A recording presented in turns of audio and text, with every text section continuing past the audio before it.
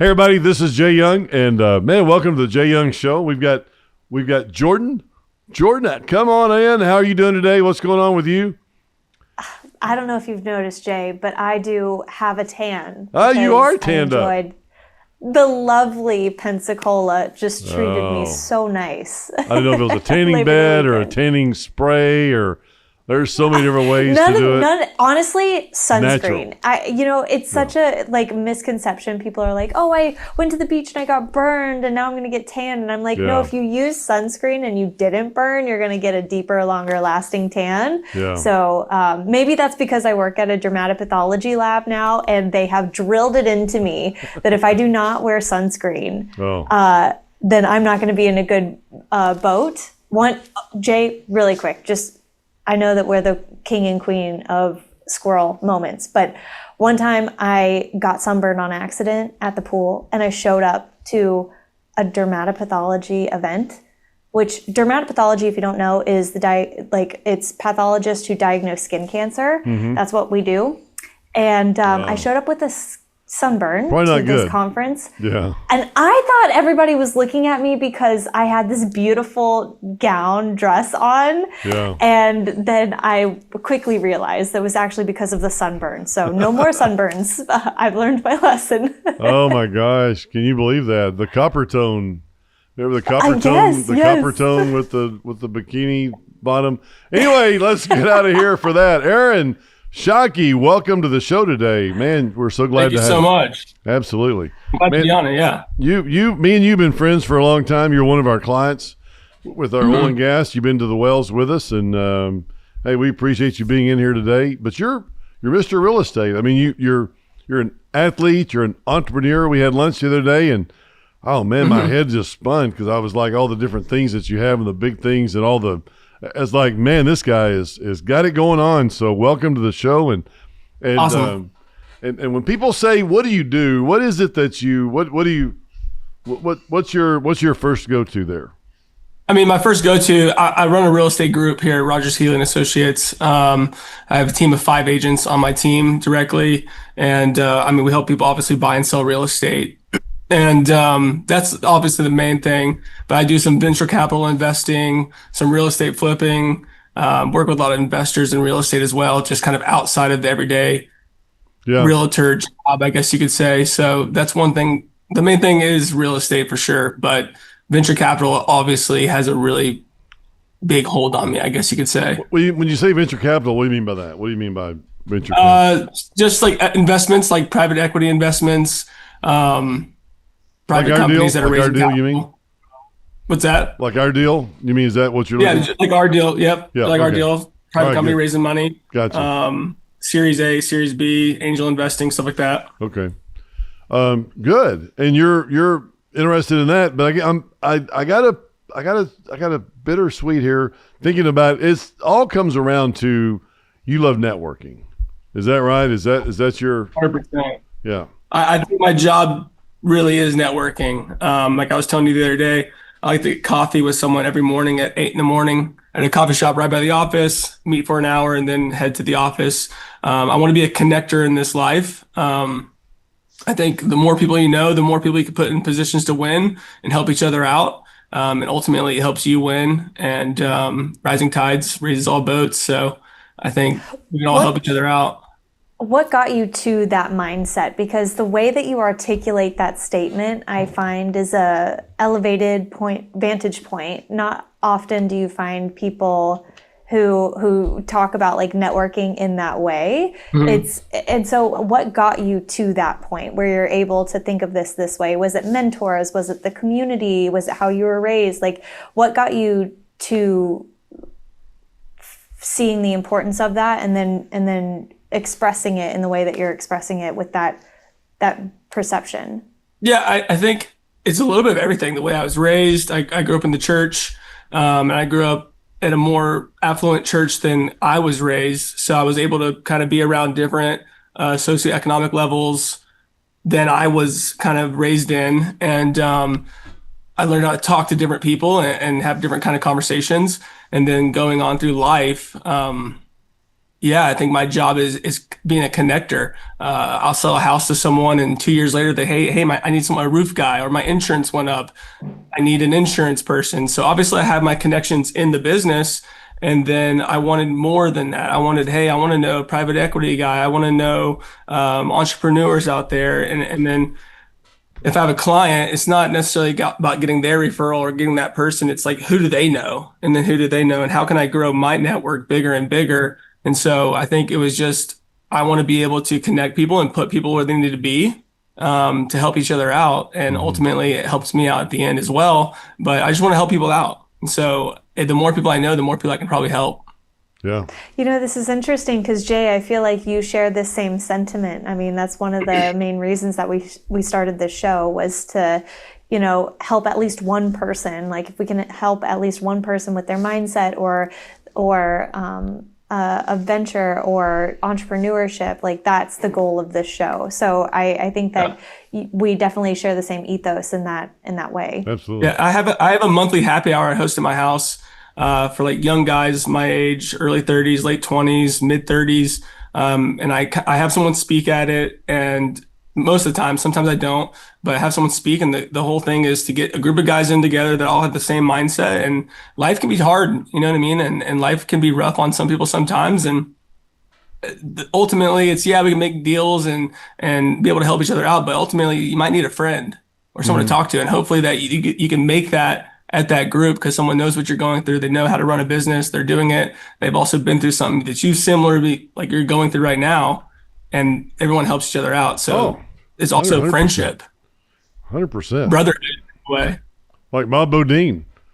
We've had Bob Bodine on. I don't know if you know Bob or not, but Bob is a great guy. Have you ever met him before, Aaron? I've never met him, no. Okay, Bob Bodine, Power of Who. I mean, this is a guy that does definitely talks about his network is his net worth. No, that's more of a Cardone thing. But Bob Bodine, a great guy, the Power of Who, and also Two Chairs. But he talked about, his network, and you know enough people. You already know enough people in your life. You don't need more people. What you need to connect with them. Somehow, somewhere, you need to connect with them, and it's just so. And I always tell my business development guys, I'm like, they're going, well, I've already emailed that guy 400 times. And I go, well, hey, people don't open their emails. Text them, call them, go see them. Yeah. It doesn't matter. You can't say you connected with somebody if you just email them. Period. Yeah. End of story.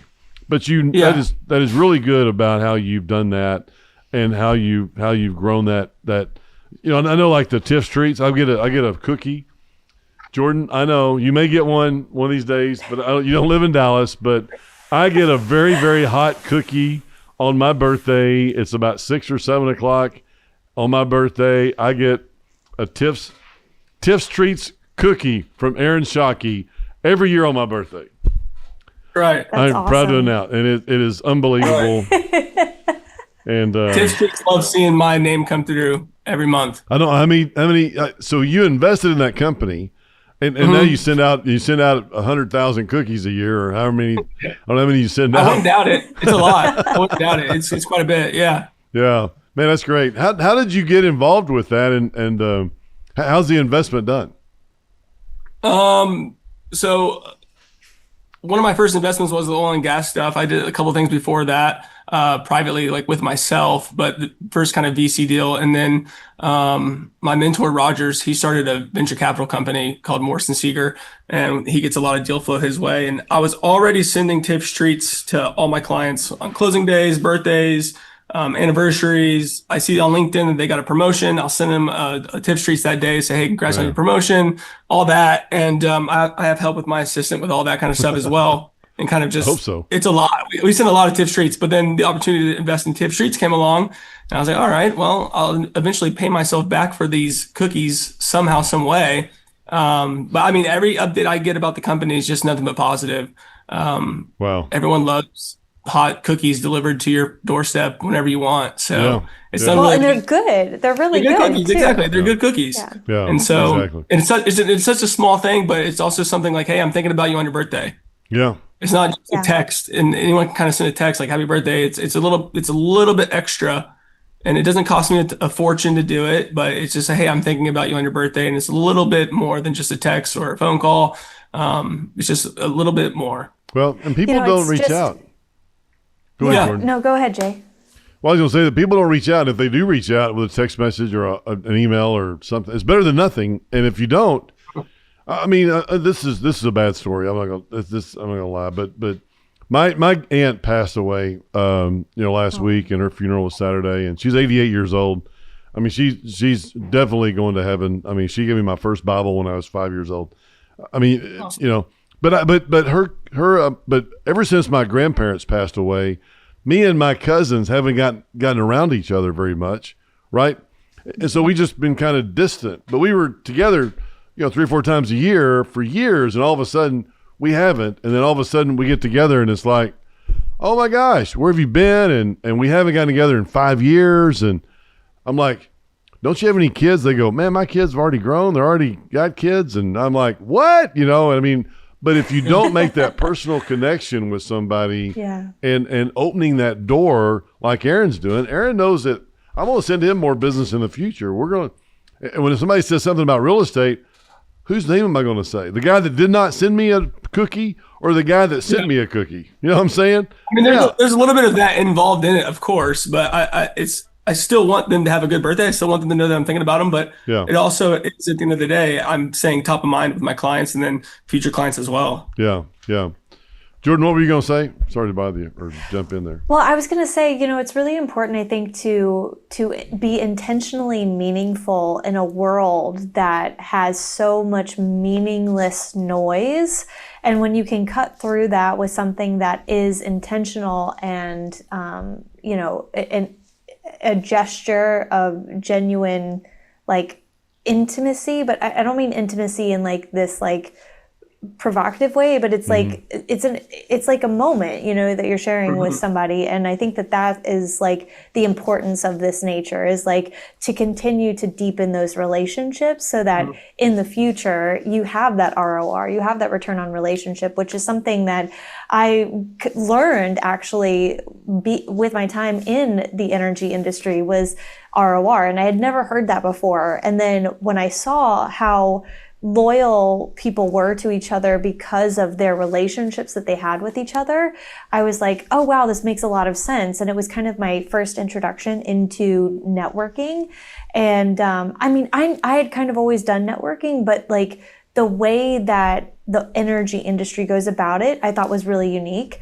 And then as I've grown over time and then seen you, Jay, like what you do with your clients, and Aaron, what you're talking about with doing with your clients, it's really an intriguing thing. And I think it's really important for young entrepreneurs to know this, because the art of the thank you note, I feel like has been lost over time. And so a thank you note doesn't have to be necessarily a traditional card. It's just a gesture. And when you can implement that, it means so much. I mean, Jay, you're talking about your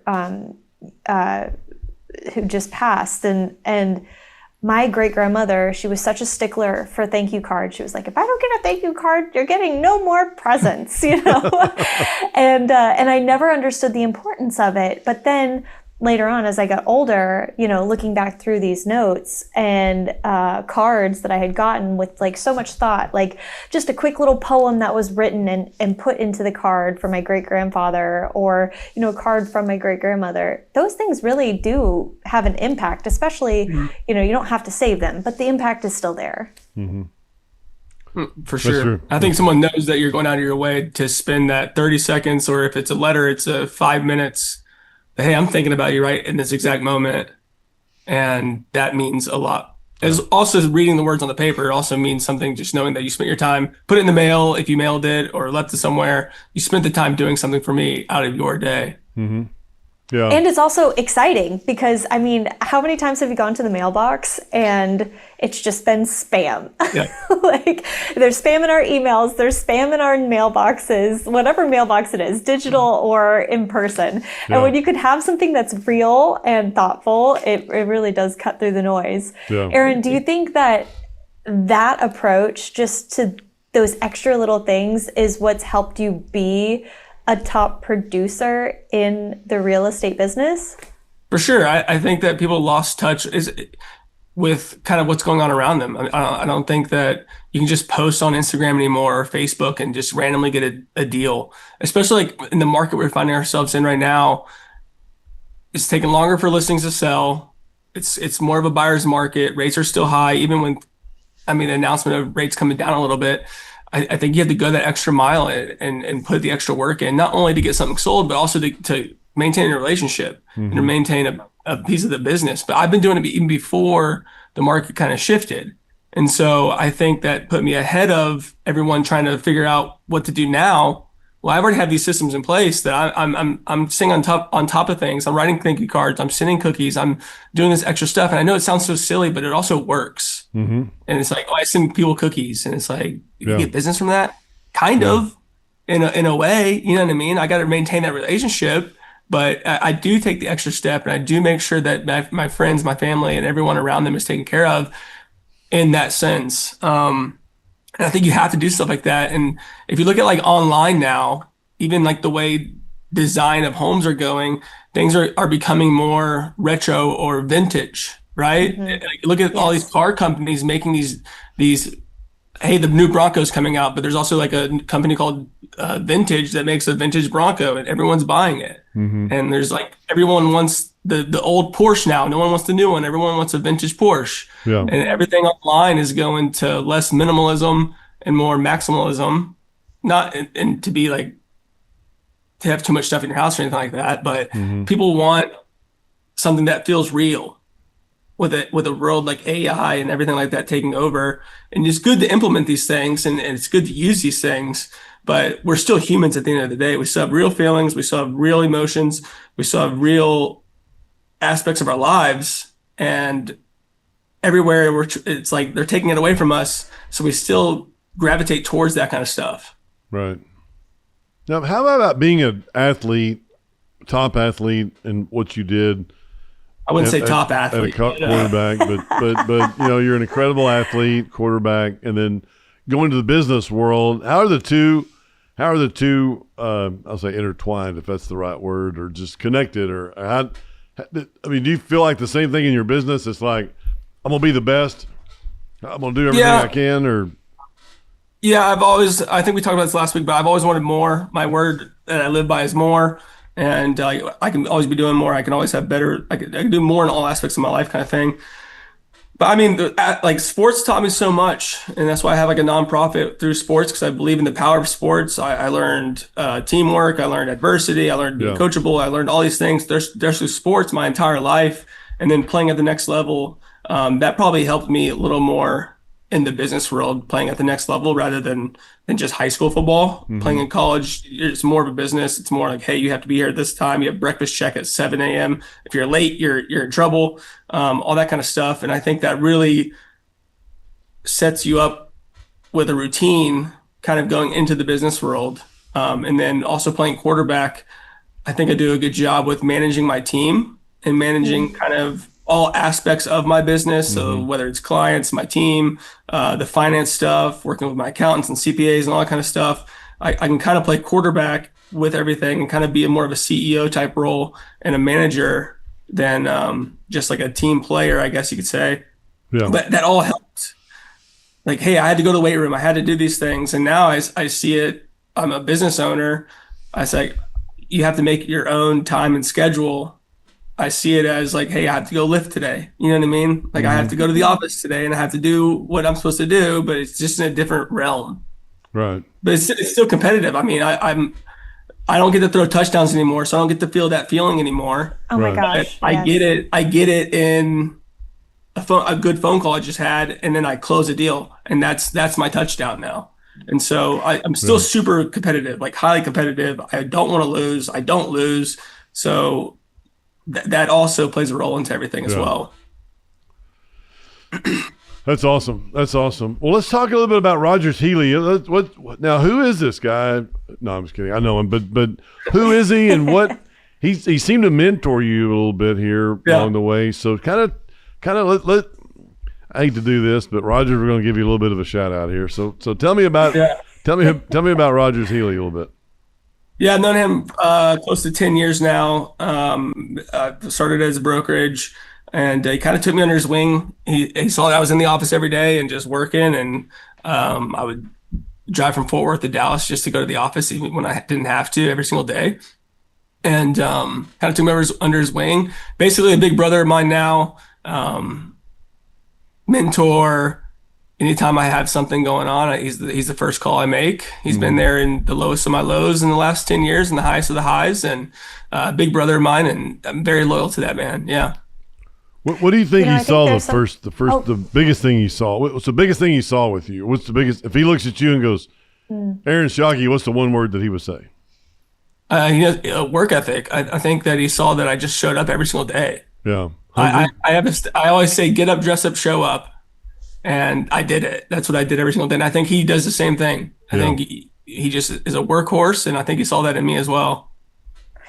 When you're talking about that saying, get up, dress up, and show up, like how did you come up with that motto, and how does that influence your day-to-day or your influence on others?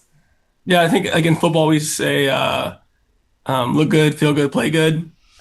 And in real estate, it's a weird game because no one's telling you what to do. No one's teaching you how to get a client. No one's saying you have to go to the office. You're a business owner. And so if you get up, that's the first part of the battle. You dress up because, I mean, even if you work from home, I tell people to get dressed up. Like, don't wear sweatpants. Like, actually put some clothes on and work, right? You'll feel different about yourself. I throw a suit on most of the time, and it's kind of like a superhero cape in a way. Like I feel like I'm going through my job, and that's what I'm doing. So you get up, you dress up, and you show up. You might not know what you're doing. You might just be new to the industry or new to your actual job, and you have no idea what you're doing. But if you just show up every single day and take in something from someone and listen and show up and do your job and go the extra mile, things will happen, and you'll eventually become an expert in your industry. You'll be able to level up way faster if you just show up and do your job and some. Yeah. You know, this is so interesting because as you're talking about that, and you've talked about how you were an athlete, and I can't help but notice the parallel, right, between being an athlete and game day. Right? Yeah. You're in special attire. You have this mindset. You're going after your goals, and you might not know exactly what that day is going to throw at you or what that game is going to throw at you, but you're going to go through it with that muscle memory, and you're going to do the best with what you have and what you can do. And I think that what you're saying is like a direct correlation to that. And you had also talked a little bit earlier about not getting that rush from, achieving a goal on the field or whatever that looks like. I was a gymnast, you're working towards something, right? And it's a very tangible goal of like a medal or a trophy or a title, right? And in your day-to-day, you're looking for that as an adult. And so has your athletic career, do you think that always had a natural path to entrepreneurship? I think so. I don't remember ever knowing what else I wanted to do. Like I wanted to be a teacher and a coach at one point because I did too. I loved my high school football coaches. I was talking to them this weekend. They were also younger when I was like a junior, senior in high school. I think our head football coach was like 30. So he was like more of a big brother.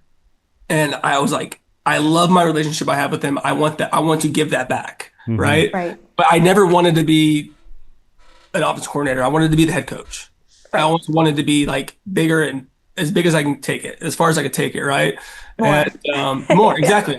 I have felt that way my entire life more. And then Kobe Bryant said it, and he's my favorite athlete, and so it all kind of just went in play. And then when I was playing college football, I was like, okay, I don't know if I want to teach and coach and like kind of do that. My sister was a teacher. And and it wasn't like, I don't want to say it wasn't fulfilling for me, because I still say it to this day. I'm like, I'm gonna turn 40 and I'm gonna quit my job and go coach football, especially this time of year. I mean, football is week 1 was this last weekend. You know what I mean? And I say it all the time, like, I want to coach football so bad because I just love the energy around the game. But I don't know, it just wasn't for me at the time, and I didn't know what else I wanted to do. I didn't know what a real job was going to look like for me after college.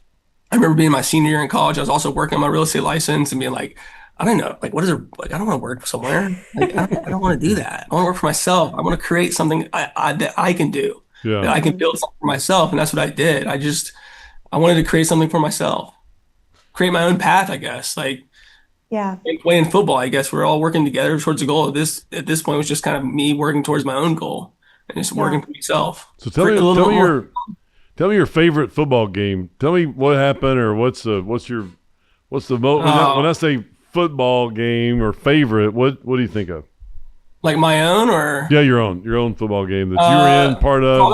Probably my last game ever in college. I knew it was probably going to be my last one, and so I was just like, all right, let's just let this ball rip.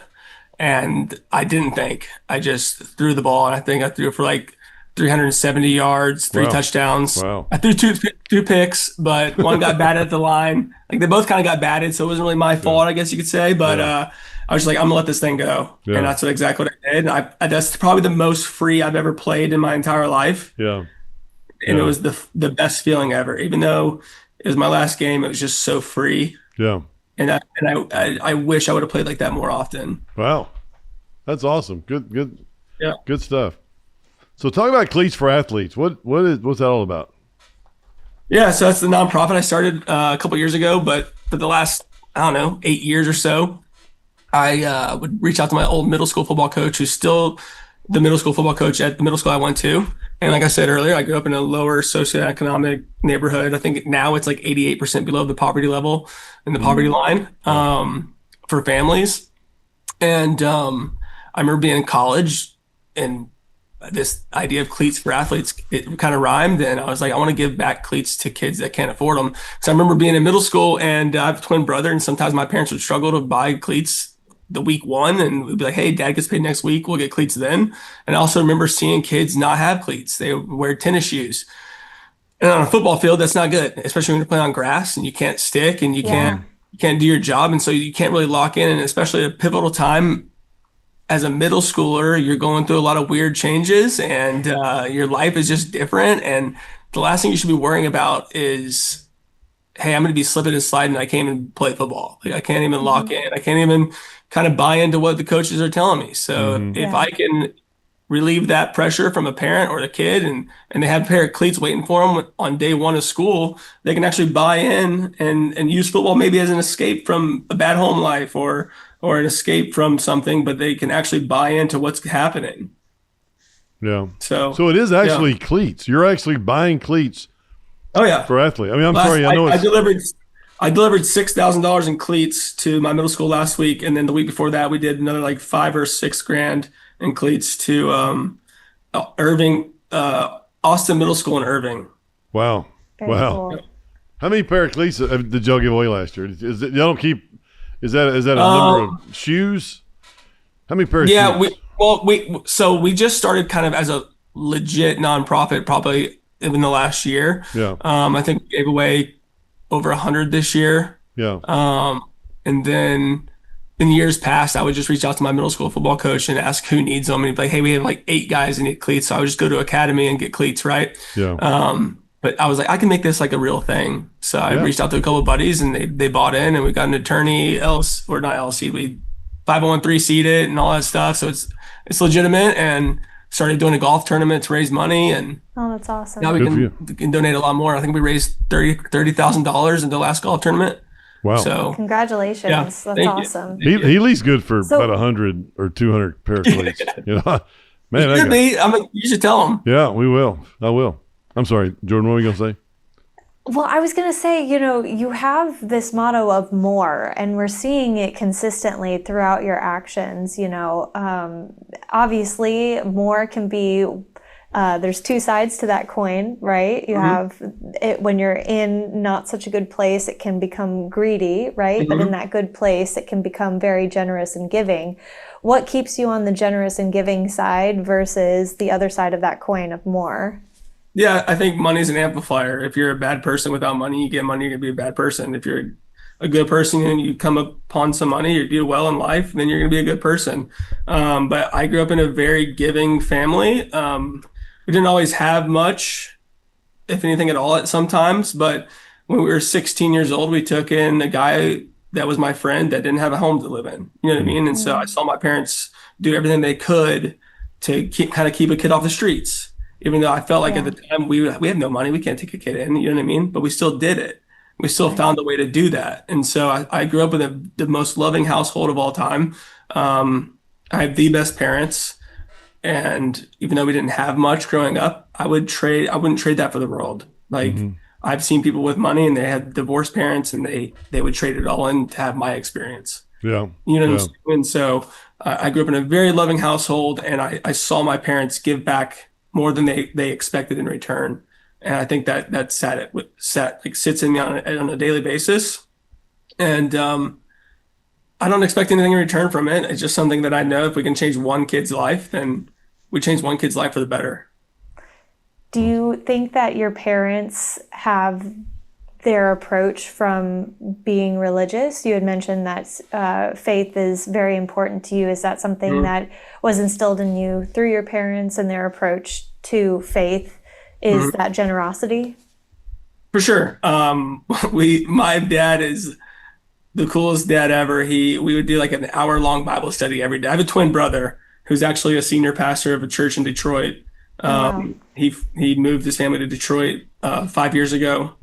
Started a church in downtown. But yeah, my dad would just do these Bible studies with us every night and pray with us every single night. And I saw what a godly household looks like since day one. Like I had 3 rules growing up, and they weren't never spoken. You just kind of knew them. It was show up to church on Sunday. You're at church on Wednesday, and like, don't disrespect the Shockey name. That's kind of what it was. Like, I didn't have curfew ever. I never had real chores. I just knew it was expected of me. But it was church on Wednesday and Sunday were the main 2 things. And that was how I grew up. Wow. That's great. Yeah. That's really good. Hey, so let's talk about the real estate market. We're getting ready to wrap up here. Jordan wants to get us earlier, start wrapping up earlier. So this will take us about 15 more minutes, 20 more minutes. But where's the real estate market in Dallas? I mean, I talked to, matter of fact, the preacher, Connor Bells, who was at Prestonwood North and went up to Quail Springs in Oklahoma City. But I was talking to him and I said, man, this church has grown, so much. And he goes, well, Jay, I mean, you look at it, we're in Frisco, Prosper. In the last 5 years, if I didn't grow this church 3 or 4-fold, he said I'd be fired a long time ago, because it's just the market's here and it's inevitable. Population. Yeah. But it's different now, and there's different things. So I don't want you to go in and tell me all your secrets of what you're doing now to stay ahead of the Aaron Shockey Group. But what is it that you see in the market today compared to what it was, 3 or 4 years ago, when it seemed like everybody's moving to Texas? I think people are still moving here at record numbers. I think we're just seeing a lot more stuff on the outskirts. If you look at Dallas-Fort Worth, we're pretty much the only metropolitan area that can grow north, east, south, and west. We're not bound by an ocean. We're not bound by mountains. We can literally grow to Oklahoma. We can grow all the way to Louisiana. We can go wherever we want. Wow. And so we're seeing a lot of people be more comfortable going on the outskirts. Stuff's still moving. You're in the right neighborhood. You're still selling your house in a weekend or 2. If it's priced correctly. I think we just have a lot of buyers sitting on the sidelines waiting for rates to come down. And it's scary. More people are worried about more the monthly payment than they are about the price of the house. And that's the main thing, is the monthly payment. And once we can get rates to start kind of creeping down, we might see more people kind of getting back into the market, which I think right now is a great time to be a buyer. You can probably go get a really good deal. And especially before rates drop and everyone else comes out of the woodworks, you have no competition right now as a buyer. It's a good time. So is the market down 20%, or is it like there's still many people buying, but they're just going further north? Yeah, I think people are just kind of sitting on the sidelines, and then there's also just all your new developments are happening on the outskirts, and people want new. They don't want to buy these old houses and remodel them. I mean, you have the baby boomer generation. They're kind of they're passing away, and they didn't touch their house for the last 35 years, and it's a project. Yes. You have investors coming and buying those houses up. Most first-time home buyers or second-time home buyers, they don't have the vision or the cash to kind of update these homes, and so they're just saying, okay, screw it, let's go all the way up past Prosper, or let's go to south of Waxahachie or past Aledo, Brock, all these areas, and then get an acre for the same price they could get this house that needs 200 grand in work. Mm-hmm. And they're willing to drive an hour to the office every single day. Yeah. And that's kind of what we're seeing. I think it's millennials wanting something that's new. They don't want to, it's their first time owning a home, and I think they can get more bang for their buck on the outskirts. But as a real estate investor, I love the idea of going and buying these houses from baby boomers, that the transfer of wealth and the transfer of real estate is happening right in front of us. It's going to happen over the next 10, 15 years. Mm-hmm. And I think pockets like Plano and Southlake, Colleyville, these houses that were built in Carrollton, Farmers Branch, these houses that were built in the 70s, 80s, even 90s that haven't been touched, but they've been lived in by one person or maybe two people in the last 30 years. Those houses are in need of full renovations. I think we're going to start seeing it more and more of those houses hitting the market. Wow. It's just a lot of turnover inside the city, but you can go outside of the city right now and get something brand new. It's just the stuff inside the city and inside these city centers and off the major highways. It's going to take a little bit longer. It's going to be a slower process for these to get turned over. Right. That's unbelievable, man. That's really that's something. I mean, to see it. I know that because you can go south. You go all different ways. You're not landlocked like you are in a lot of other cities. Yeah. So Dallas-Fort Worth just continues. They just bought in past Brock, which is on the other side of Weatherford, Aledo area in Fort Worth, and I mean, they're going to be driving like an hour and 30 to the office every day. But they wanted 2 acres. They wanted 2 acres, and they have a really great house, but that's a drive. Oh my goodness! And we're also in Texas, so people want the country living, and they kind of get that. Yeah. Yeah. No, I feel like this is an interesting thing because, when you're looking at Dallas, like you do have so many renovated spaces, especially whenever you're looking at like restaurants and hotels, mm-hmm. The really old places, from the 20s or the 40s that have been renovated now to, be more up with the times. And but then there's so many others like the 90s and 80s and 70s homes that, that renovation era, like you said, we've seen it also in the Houston market as well. There's a lot of older homes. I mean, like really, really old homes that are being renovated now. So mm-hmm. I think that whether you're in the Dallas market or you're in the Houston market, like you said, it is definitely a buyer's market right now. As I bought a home and got out of that very nicely. So, but yeah, no, those interest rates are they're quite high. Yeah, I think the rates are high, and I think people could live with it. But everything else in their life is high as well now. Yes. Since COVID, we printed 40% of the money that's in the market now, and everything is just prices are going up everywhere. Insurance prices don't help. Grocery prices don't help. And if you're everyday Americans and you're middle class, upper middle class families, I mean, where they would typically go buy $800,000, $900,000 house, well, 5 years ago they could have bought that same house and it would be half the payment. Right. And that's why Jay and we had talked about like multifamily house, right? And that was my approach, was to buy a multifamily home, create an Airbnb in the back with the 2 converted garage studio apartments, and then that subsidized the mortgage because the mortgage was just so high that without doing that, it really wasn't feasible. Yeah. And property taxes, I mean, it probably pays for your property taxes or something. Yes. Yeah. Property taxes are rising and insurance is rising, and rates they're at an average of all time, but still versus a COVID time where you're kind of used to these 4% rates, even lower. Right. It's still people are in sticker shock. Mm-hmm. I mean, when you're paying $1,000 a month in property taxes, if not more, for some of these houses, and you don't have kids, and you're like, what am I paying for? Right. Like, Yes. yeah. But hey, better than rent. You're actually putting your money I'm a into homeowner. something and growing I'm a something. homeowner, real estate investors. I believe in it. I think your net worth is 40 times larger as a homeowner than it is as a renter, like over the course of your life or something like that. Yeah. So I believe in homeownership and the power of it. You should be smart with your purchases, and rates will come down. You can always refinance. Yeah. Yeah, absolutely. Rates could Well, go. I know, You could get in now. Jay, you have your 5 questions. Before we get to that, you had talked about investments really quick. Aaron, tell us just high level about Liquid Death. You've talked a little bit about Tiff's Treats, and then Free Rein Coffee, your investments in those. How fast can I get a Tiff's Treat cookie right now? That's what I want. Now Jay's hungry. Yeah, I'm in several other companies. I'll probably forget some. I'm in Goat Fuel, energy drink company founded by Jerry Rice and his daughter. I'm in Liquid Death. I've been in that one for about 4 years now. Free Rein Coffee with Cole Hauser. He plays Rip on Yellowstone. He founded that company with a couple of guys. Oh yeah, there you go. I love that. Yep, that's a good one. And then I'm in a concrete company, a baby monitoring company, founded by Kevin Lavelle. What makes you want to invest in these companies? Is it just like, wow, I'm in alignment with that, or this looks like a good idea? It's a little bit of alignment with it. It's also who else is investing in it. Do I trust them? Who the founder is? Do I trust it?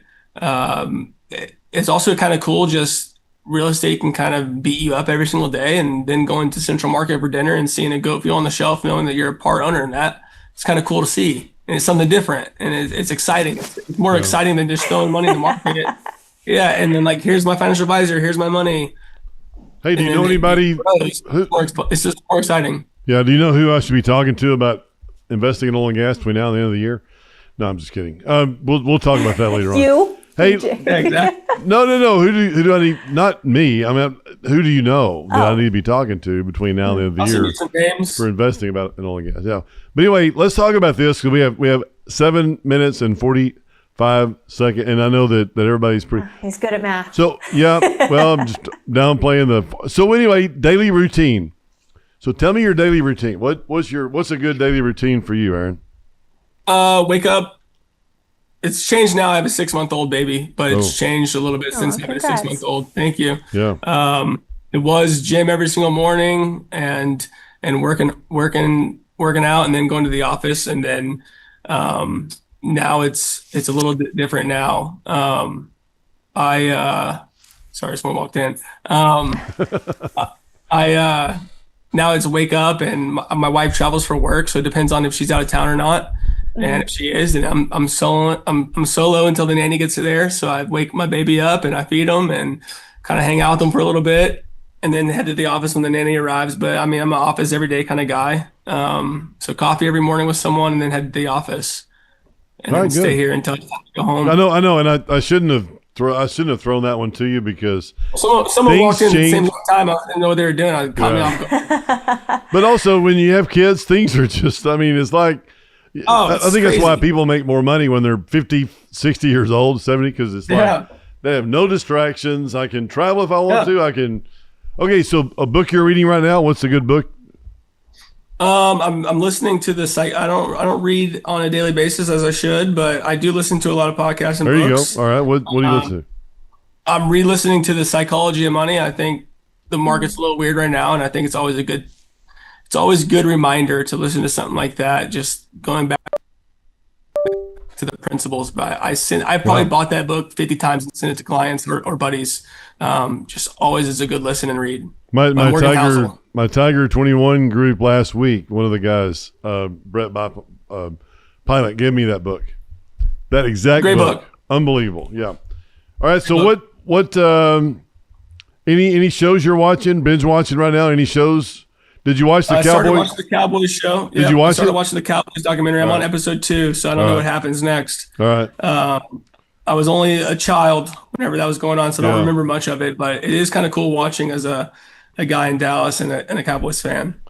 The Gambler. I love The Gambler.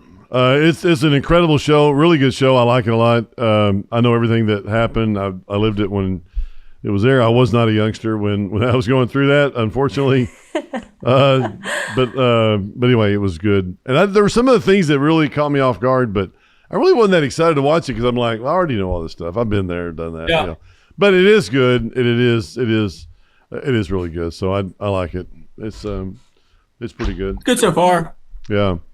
Anything, Jordan, you want to add? Anything you're watching or listening to right now?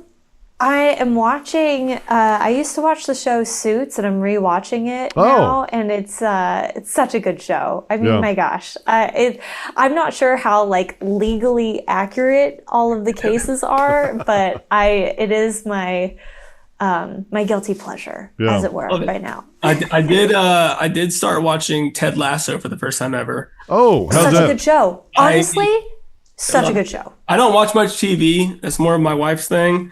I kind of doom scroll on my phone and on Twitter and kind of take in brain rot. But I did watch Ted Lasso. It's easy 25, 30-minute episodes, and it makes me be a better person, 100%. Honestly, that show, Jay, I don't know if you've watched Ted Lasso, but man, it talks about serious topics and like is so lighthearted and but it's so good, and I think it also talks about like mental health for men in a way that's not like I don't know, it's not cringy. It's like, not cheesy or anything like that. Yeah. No, it's great. Good show. Wow. That's good. I thought of it because it's won so many awards. I did think about watching it, but I never did. So Jay, that is something I'll put on. Yeah, I will. That's good. And I know, and my wife and I used to watch one show at night, 1 hour program. That's about all we could get in at 8 or 9 o'clock when we had kids. Now the kids are gone, so we can sometimes binge watch. You can brain rot. Pretty cool. You can brain rot. Brain rot. Absolutely, 100%. All right, the word of the week. I like it as the word of the week is bitterness. As bitterness. Tell because, us, Jay. Why is this the word of the week? Let's talk about this. Well, I got this thing with. I started talking around Pastor Jack Graham, Prestonwood, a long time ago, and I was like, I need to have a daily Bible verse that I go over and I call people and I say, hey, what's your favorite Bible verse? And tell me about it. Why, when, where, And all of a sudden I didn't do it because I got so many things going on, and I'm like, that's a big ask. But then Pastor came up with this daily Bible verse thing, and I'm like, okay, Pastor, did that mean that I did it or you did it, or I need some credit? Just give me some credit. You are an inspiration. Don't, because I told like 4 or 5 people along with it. But anyway, I'm not going to take credit for it because it's all about God. But the word of the day is the emotional baggage of bitterness. And let's talk about Ephesians 4:31. Let all bitterness and wrath and anger and clamor and slander be put away from you, along with all malice. And I love the first couple of there's a 30-day with Pastor Graham. The day's the second day, obviously September 2nd, but he talks about, and I love this, one of God's clear commands is to put away any bitterness from our lives. Why is this so important?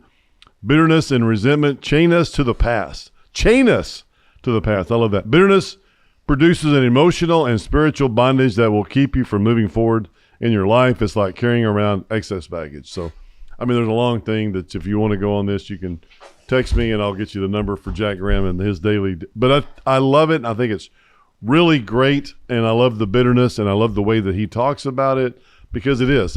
There's things, Jordan, you're a young lady, and you're going to find things that wrap around your brain that don't mean, talk about, what is it, brain rot or whatever it is earlier? Yeah. There's a lot of that out there. And we talked about this the other day, was talking about how fast it's like the sooner that you get it and the sooner that you quit all the bullshit in your life and you get serious, the more money you'll make and the faster you become more successful. And if that's important to you, just do it faster. And Aaron had a great job about being an athlete. That propels people, I think, being a great athlete and being competitive. But anyway, I'm going to wrap up the Jay Young Show. Jordan, thank you so much for today. Aaron Shockey on episode 182. You've been incredible. We appreciate you being here. top real estate agent in the world right here, Aaron Shockey. Thanks for having me. He's incredible. Nice meeting you, Jordan. Good having you guys. Absolutely. Thank you very much. And you guys have a great week, and we'll see you back here next week. Thank you.